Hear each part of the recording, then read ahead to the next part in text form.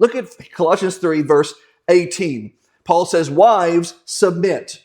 Okay, now why should wives submit to their husband? Greater reason is because of love. But then keep going.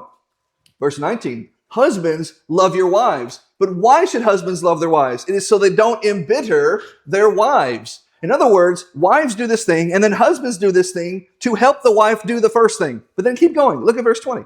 Children, obey your parents. This is the right thing to do. Children, obey your parents. But look at verse 21.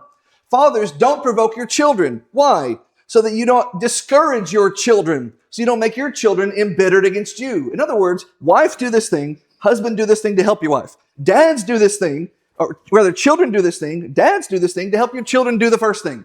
It's always going back to the responsibility of the dad. It always goes back to the responsibility of the patriarch. It always goes back to the responsibility, the burden on the shoulders of the head of the household to be this example of godliness, that I will be a good dad to you, and I will be a good husband to you. And again, it's a principle that we learn from our Father in heaven, our spiritual husband, Jesus Christ, to the bride of his church. Is he a good father to us? Is he a good husband to us? Then we should be good husbands and good fathers.